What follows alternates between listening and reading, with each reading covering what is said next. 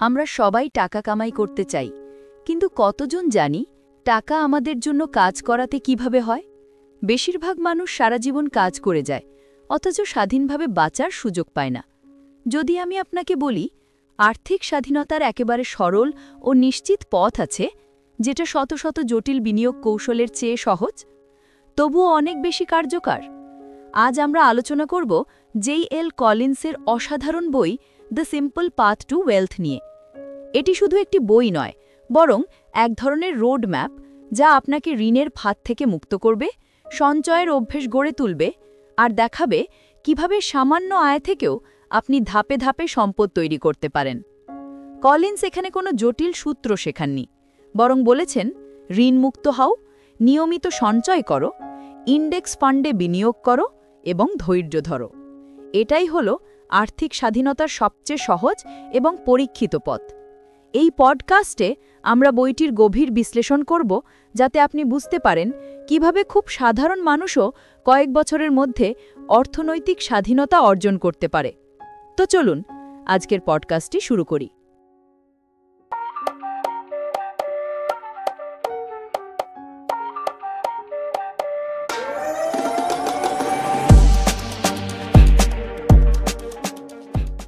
আচ্ছা, এমন একটা জীবনের কথা ভাবুন তো, যেখানে মাস শেষ হওয়ার আগে টাকা নিয়ে চিন্তা করতে হয় না। চাকরিটা জীবনের জন্য অপরিহার্য নয়, বরং নিজের পছন্দের একটা অংশ। এই স্বপ্নটা, মানে এই আর্থিক স্বাধীনতার স্বপ্নটা আমার মনে হয় অনেকেই দেখেন।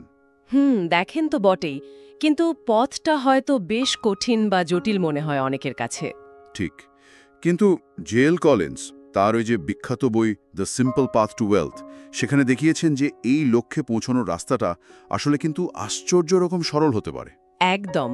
কলিন্সের মূল আইডিয়াটাই হলো এই আর্থিক বিষয়গুলোকে অযথা জটিল না করে ফেলা, কয়েকটা খুব সাধারণ মৌলিক নীতি ধরে এগোলেই হয়। ইন্টারেস্টিং। হ্যাঁ, তো আজকে আমরা এই বইটার এই উৎসের ভিত্তিতেই আলোচনা করব। দেখব কিভাবে ঋণের বোঝা থেকে বেরোনো যায়, কিভাবে সঞ্চয়ের হার বাড়ানো যায়, আর সবচেয়ে জরুরি যেটা, কিভাবে খুব সহজ কিন্তু কার্যকর উপায়ে বিনিয়োগ করে লম্বা সময়ের জন্য সম্পদ তৈরি করা যায়। দারুণ! তাহলে আর অপেক্ষা কেন? আসুন ভালো করে বোঝা যাক এই সরল পথের মূল ভিত্তিগুলো কি কি। আচ্ছা, শুরুতেই যদি প্রথম বাধাটার কথা বলি, যেটা অনেককে শুরুতেই থামিয়ে দেয়। কলিন্স তো ঋণকে বলছেন আর্থিক স্বাধীনতার পথে সবচেয়ে বড় শত্রু। কেন কেন এটা এত বিপজ্জনক? দেখুন, ঋণটা শুধু টাকার বোঝা নয়, তাই না? এটা একটা বিরাট মানসিক চাপও তৈরি করে। উৎসটাতেও যেমন বলা হয়েছে, বিশেষ করে ওই যে ক্রেডিট কার্ডের ঋণ বা অন্য কোনো উঁচু সুদের ঋণ, হ্যাঁ, ওগুলো তো চক্রবৃদ্ধি হারে বাড়ে, সময়ের সাথে সাথে ভয়ানক একটা আকার নিতে পারে। এটা আসলে কি বলুন তো? এটা হচ্ছে ভবিষ্যতের আয়টাকে বর্তমানে টেনে এনে খরচ করে ফেলা। ঠিক। ফলে বিনিয়োগের জন্য হাতে কিছুই থাকে না প্রায়। লেখক তো এটাকে একটা নীরব শত্রু বা ঘাতকের মতো বলেছেন, যা একদম অলক্ষ্যে আমাদের স্বাধীনতার স্বপ্নটাকে শেষ করে দেয়। বিষয়টা আসলেই খুব ভাবনার। তো এই শত্রু থেকে মুক্তির জন্য কোনো নির্দিষ্ট পথের কথা কি বলা হয়েছে উৎসটিতে? কোনো পদ্ধতির কথা? হ্যাঁ, বলেছেন। কলিন্স একটা খুব কার্যকরী আর মনস্তাত্ত্বিক দিক থেকেও ইন্টারেস্টিং পদ্ধতির কথা বলেছেন, debt snowball method. Debt snowball, সেটা কেমন? এটার মজার দিকটা হলো, এখানে কোনো ঋণের সুদের হার বেশি বা কম সেটা বড় কথা নয়। ফোকাস থাকে সবচেয়ে ছোট যে ঋণটা, টাকার অঙ্কে যেটা ছোট, সেটাকে আগে শোধ করার ওপর। ও আচ্ছা, কিন্তু তাতে লাভ কি? বেশি সুদরটা আগে শোধ করা তো গাণিতিকভাবে বেশি লাভজনক হওয়ার কথা। ঠিক, গাণিতিকভাবে হয়তো সেটাই ঠিক, কিন্তু কলিন্স এখানে মানুষের মনস্তত্ত্বের ওপর জোর দিয়েছেন। যখন আপনি একটা ছোট ঋণ খুব তাড়াতাড়ি শোধ করে ফেলেন, তখন একটা বিরাট মানসিক জয় আসে, বুঝলেন? হ্যাঁ, তা তো বটে, একটা কিছু শেষ করার আনন্দ। একদম। এই ছোট ছোট জয়গুলো পলের তুলনামূলকভাবে বড় ঋণগুলো শোধ করার জন্য অসাধারণ একটা আত্মবিশ্বাস দেয়, প্রেরণা যোগায়। আর পাশাপাশি অপ্রয়োজনীয় খরচ কমানোর কথাও তো আছেই। ঋণ শোধ করাটাকে একটা যুদ্ধের মতো দেখতে বলেছেন তিনি। দারুণ পদ্ধতি তো, বেশ অন্যরকম চিন্তা। আচ্ছা, তাহলে ঋণ থেকে মুক্তির পর আসছে আর্থিক স্বাধীনতা বা ফাইন্যান্সিয়াল ইন্ডিপেন্ডেন্স, এফআই। উৎস অনুযায়ী কলিন্স এফআইকে একটা চূড়ান্ত লক্ষ্য বলছেন। এই এফআই জিনিসটা আসলে কি? এফআই বা আর্থিক স্বাধীনতা, এটা আসলে এমন একটা অবস্থা যখন আপনার যে বিনিয়োগ আছে সেখান থেকে যে আয়টা আসছে সেটা আপনার পুরো জীবনযাত্রার খরচ চালানোর জন্য যথেষ্ট। বাহ, ভাবুন একবার, তখন চাকরি করা বা না করাটা আপনার সম্পূর্ণ নিজের ইচ্ছে, প্রয়োজন নয়, পছন্দ। হুম, এটা কিন্তু শুধু অনেক টাকার মালিক হওয়া নয়, উৎসটা এটা খুব পরিষ্কার করে বলছে। ধরুন কেউ খুব বিলাসী জীবনযাপন করছেন, কিন্তু তার জন্য মাস গেলে বেতনের দিকে তাকিয়ে থাকতে হয়। তাহলে সেটা স্বাধীনতা নয়? না, সেটা স্বাধীনতা নয়, বরং তুলনামূলক সরল জীবন আর বিনিয়োগ থেকে আসা যথেষ্ট আয়, এই দুটো মিলেই আসল স্বাধীনতা। আর এর সাথে আসে একটা গভীর মানসিক শান্তি, কারণ তখন জীবনের বড় সিদ্ধান্তগুলো ভয় থেকে নিতে হয় না, নেওয়া যায় নিজের ইচ্ছে থেকে। জীবনের উপর অন্যরকম একটা নিয়ন্ত্রণ পাওয়ার মতো ব্যাপার, তাই না? কিন্তু এফআই অর্জনের রাস্তায় কোনটা বেশি জরুরি, আয় বাড়ানো নাকি সঞ্চয় বাড়ানো? কলিন্স কি মনে করেন? এইখানে কলিন্স একটা খুব প্রচলিত ধারণাকে একটু চ্যালেঞ্জ করেছেন। তিনি মনে করেন কে কত টাকা আয় করছেন তার থেকেও অনেক বেশি গুরুত্বপূর্ণ হল সেভিংস রেট, সঞ্চয়ের হার। সঞ্চয়ের হার মানে আয়ের কত শতাংশ জমাচ্ছি সেটা? একদম, আয়ের ঠিক কত শতাংশ আপনি নিয়মিত জমাচ্ছেন এবং বিনিয়োগ করছেন সেটাই ঠিক করে দেবে আপনি কত দ্রুত লক্ষ্যে পৌঁছাবেন। উৎসটাটা এটা খুব পরিষ্কার করে বলা আছে। ধরুন দুজন একই আয় করেন, কিন্তু একজন জমান 15% আর একজন 30%। তাহলে 30% যিনি জমাচ্ছেন তিনি অনেক আগে লক্ষ্যে পৌঁছাবেন। স্বাভাবিকভাবেই, কারণ বেশি সঞ্চয় মানে তো শুধু বেশি টাকা জমানো নয়, এর মানে আপনি তাড়াতাড়ি বিনিয়োগ শুরু করতে পারছেন আর চক্রবৃদ্ধি সুদের যে শক্তি, যাকে ম্যাজিক বলা হয়, সেটাকে কাজে লাগাতে পারছেন। কিন্তু একটা ব্যাপার হয় না, আয় বাড়লে অনেকের জীবনযাত্রার মানও বেড়ে যায়, খরচ বেড়ে যায়। ঠিক এই পয়েন্টটা কলিন্স ঠিক এই ব্যাপারেই সাবধান করেছেন। এটাকে তিনি বলছেন লাইফস্টাইল ইনফ্লেশন, জীবনযাত্রার স্ফীতি। ও, আয় বাড়ার সাথে সাথে গাড়ি বাড়ি ঘুরতে যাওয়া, এই সব কিছুর পেছনে খরচ বাড়িয়ে ফেলাটা এফআই অর্জনের পথে একটা মস্ত বড় ফাঁদ।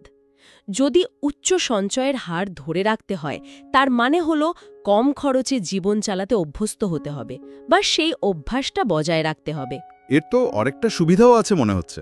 হ্যাঁ, অবশ্যই দারুণ একটা সুবিধা আছে। কম খরচে যদি আপনার জীবন চলে, তাহলে এফআই অর্জনের জন্য যে মোট টাকার অঙ্কটা দরকার সেটাও তো কমে আসে, তাই না? ঠিক ঠিক, বাহ, দারুণ পয়েন্ট। সুতরাং এটা শুধু টাকা জমানোর কৌশল নয়, এটা আসলে জীবনটাকে দেখার একটা অন্যরকম দর্শন। বিষয়টা বেশ পরিষ্কার হলো। আচ্ছা, সঞ্চয়ের পর তাহলে আসে বিনিয়োগ। বিনিয়োগ শুনলেই অনেকে একটু ঘাবড়ে যান। শেয়ার বাজার, ওঠানামা, অনেক জটিল হিসাব। কলিন্স কি এই বিষয়টাকেও সরল করেছেন? কলিন্সের তো মূল কথাই হলো কিপ ইট সিম্পল, সহজ রাখো।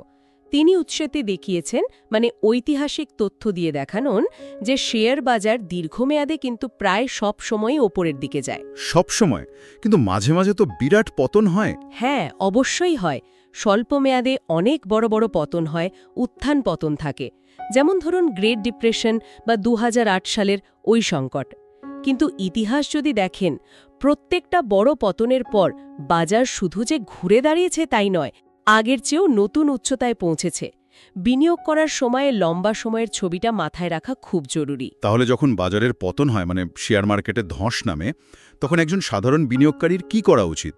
উৎস কি বলছে এ ব্যাপারে? এখানেই কিন্তু সবচেয়ে বড় ভুলটা হয়, আর উৎসতাতে এ নিয়ে বারবার সাবধান করা হয়েছে।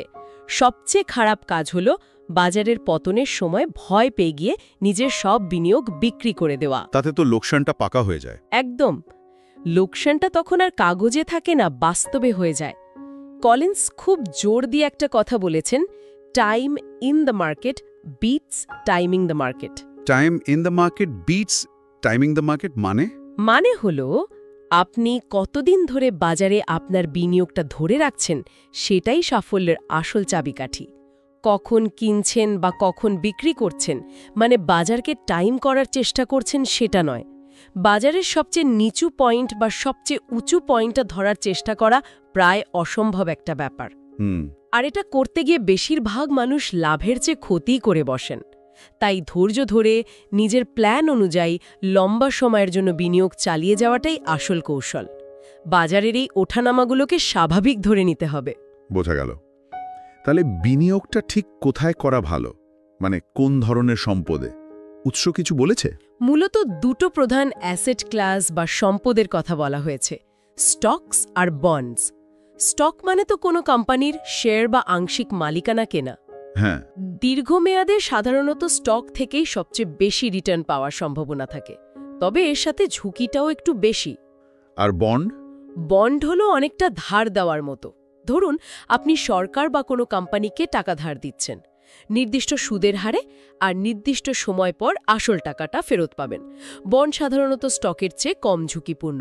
এটা আপনার পোর্টফোলিওতে, মানে আপনার মোট বিনিয়োগে একটা স্থিতিশীলতা আনে। তাহলে কোনটা বেশি রাখা উচিত, স্টক নাকি বন্ড? উৎসাদিতে একটা সাধারণ নিয়ম বা গাইডলাইনের কথা বলা আছে, যেমন বয়স বাড়ার সাথে সাথে পোর্টফোলিওতে বন্ডের পরিমাণ একটু একটু করে বাড়ানো যেতে পারে। একটা ফর্মুলাও বলেন অনেকে, বয়স যত বন্ডের শতাংশ তত। তবে এটা খুব সরল নিয়ম। আসলে এটা নির্ভর করে আপনার ঝুঁকি নেওয়ার ক্ষমতা, আপনার আর্থিক লক্ষ্য, কতদিনের জন্য বিনিয়োগ করছেন, এই সব কিছুর উপর। কিন্তু একটা প্রশ্ন আসছে মনে, এত হাজার হাজার কোম্পানি, তার মধ্যে থেকে সঠিক স্টক বা বন্ড খুঁজে বের করা, সেগুলোর পারফরমেন্স দেখা, এটা তো সাধারণ মানুষের জন্য বেশ কঠিন কাজ, সময়ও লাগে। ঠিক এইখানেই কলিন্সের সবচেয়ে গুরুত্বপূর্ণ পরামর্শটা।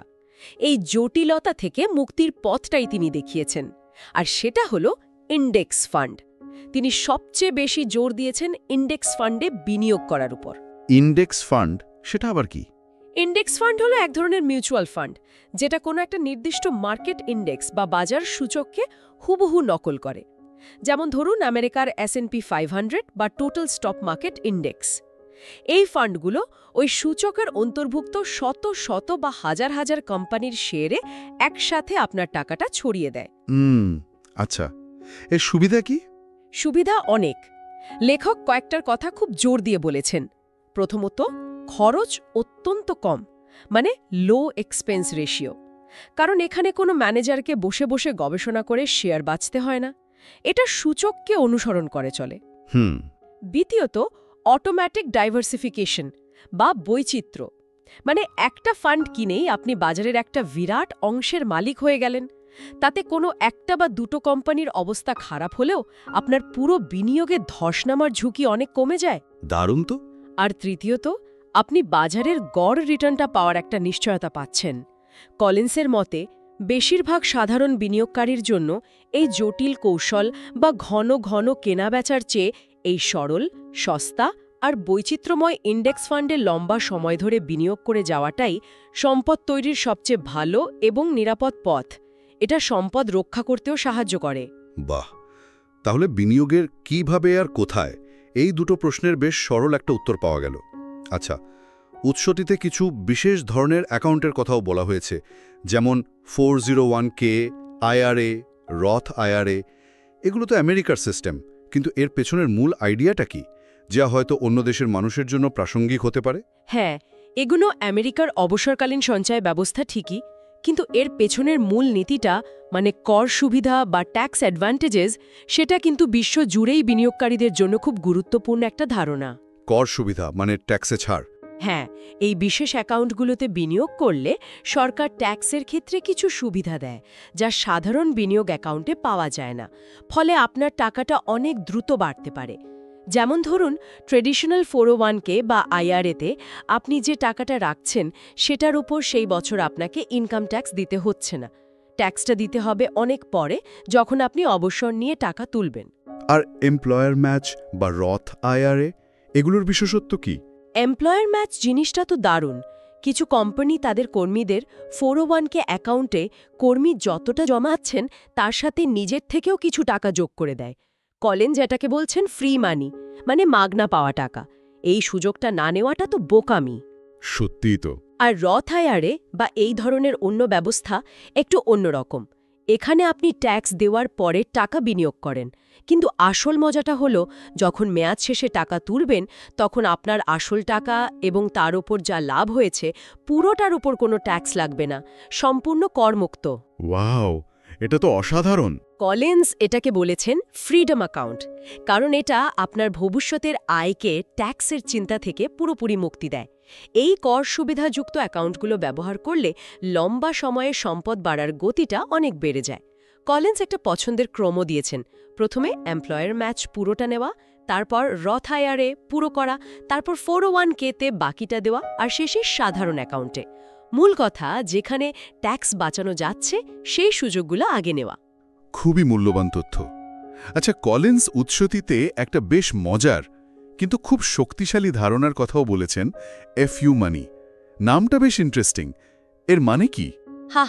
হ্যাঁ, নামটা একটু অন্যরকম শোনায়, কিন্তু এর পেছনের আইডিয়াটা খুব গভীর আর সত্যি বলতে খুব ক্ষমতায়নকারী। এফইউ মানি বলতে লেখক বুঝিয়েছেন এমন পরিমাণ জমানো টাকা বা বিনিয়োগ যা আপনাকে যে কোনো খারাপ পরিস্থিতি থেকে নিজের শর্তে বেরিয়ে আসার স্বাধীনতা দেয়। যেমন, আমার এটা সহ্য করার দরকার নেই। ও আচ্ছা, মানে এটা একটা আর্থিক নিরাপত্তা বলয়। ঠিক তাই। এটা শুধু টাকার অঙ্ক নয়, এটা হলো মানসিক নিরাপত্তা, আত্মসম্মান। যখন আপনাকে শুধু টাকার জন্য কোনো অপমান সহ্য করতে হয় না বা এমন কিছু করতে বাধ্য হতে হয় না যা আপনি করতে চান না, তখনই জীবনে আসল নিয়ন্ত্রণটা আসে। তার মানে এটা অনেকটা এফআই বা আর্থিক স্বাধীনতার পথে একটা ছোট ধাপ। একদম। উৎসতাতেও সেভাবেই বলা হয়েছে। এটা যে রাতারাতি বিশাল অঙ্কের টাকা হতে হবে তা নয়। শুরুটা হতে পারে কয়েক মাসের জরুরি খরচের টাকা জমানো দিয়ে। ওইটুকু নিরাপত্তা থাকলেই দেখবেন অনেক চাপ কমে যায়। তারপর ধীরে ধীরে আপনার সঞ্চয় আর বিনিয়োগ বাড়ার সাথে সাথে এই এফইউ মানির ক্ষমতাও বাড়তে থাকে। এটা আপনাকে কঠিন সময়ে ভয় না পেয়ে বরং আত্মবিশ্বাসের সাথে নিজের সিদ্ধান্ত নেওয়ার শক্তি দেয়। তাই এটা শুধু সেফটি নেট নয়, এফআই এর পথে এটা একটা খুব জরুরি মাইলফলক। তাহলে আজকের পুরো আলোচনাটা যদি একটু গুছিয়ে বলি, জেএল কলিন্সের the simple path to wealth বইয়ের উৎস থেকে আমরা যা পেলাম, প্রথমত, ঋণকে শত্রু মনে করে তা থেকে মুক্তি পেতে হবে। দ্বিতীয়ত, আয়ের একটা বড় অংশ সঞ্চয় করতে হবে, হারটাই আসল। তৃতীয়ত, বিনিয়োগ হবে সরল, বিশেষ করে কম খরচের ইন্ডেক্স ফান্ডের মাধ্যমে। হ্যাঁ। চতুর্থত, বাজারের তন্মেয়াদী ওঠানামায় ভয় না পেয়ে ধৈর্য ধরে লম্বা সময়ের জন্য থাকতে হবে।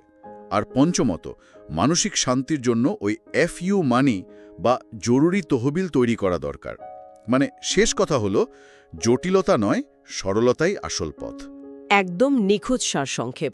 কলিন্সের লেখার বা আমাদের এই উৎসের মূল বার্তা কিন্তু এটাই, আর্থিক স্বাধীনতা পাওয়াটা কোনো রকেট সায়েন্স নয়, বা এটা শুধু বড়লোকদের জন্য নয়। এর জন্য দরকার কয়েকটা জিনিস: শৃঙ্খলা, ধৈর্য, লম্বা সময়ের পরিকল্পনা, আর সবচেয়ে জরুরি হলো একটা সরল কিন্তু শক্তিশালী কৌশলকে ধরে রাখা। ঋণ এড়িয়ে চলা, বেশি হারে সঞ্চয় করা আর কম খরচের ইন্ডেক্স ফান্ডে নিয়মিত আর লম্বা সময় ধরে বিনিয়োগ করা, এই সহজ কাজগুলো ঠিকঠাক করতে পারলেই আর্থিক স্বাধীনতার দিকে এগিয়ে যাওয়া সম্ভব। বাজারের সাময়িক ওঠানামাকে ভয় পেলে চলবে না, পুরো পদ্ধতিটার উপর বিশ্বাস রাখতে হবে। এই সরল অথচ শক্তিশালী নীতিগুলো নিয়ে ভাবলে কিন্তু অনেক প্রশ্নও আসে। আলোচনা শেষে একটা প্রশ্ন হয়তো দর্শকদের মনেও আসতে পারে, নিজেদের মতো করে ভাবার জন্য। আচ্ছা, আজ থেকে যদি কেউ এই সরল নীতিগুলোর মধ্যে শুধু একটাও ঠিকঠাকভাবে মানতে শুরু করে, তাহলে আগামী 5 বা 10 বছরে তার নিজের আর্থিক জীবনে ঠিক কী রকম পরিবর্তন আসতে পারে? খুব ভালো প্রশ্ন। অথবা আরেকটু গভীরে ভাবলে, আর্থিক স্বাধীনতার জন্য পর্যাপ্ত টাকা, এই ধারণাটাই বা কী? এটা কি শুধু একটা নির্দিষ্ট টাকার অঙ্ক, নাকি এটা একটা মানসিক অবস্থা? দারুণ পয়েন্ট। আর এই প্রশ্নগুলোর উত্তর নিজের জন্য খুঁজে বের করার চেষ্টার মধ্যেই হয়তো লুকিয়ে আছে আর্থিক স্বাধীনতার পথে হাঁটা শুরু করার আসল অনুপ্রেরণাটা। পথটা হয়তো সবার জন্য এক হবে না, কিন্তু এই মূল নীতিগুলো প্রায় সবার জন্যই প্রযোজ্য।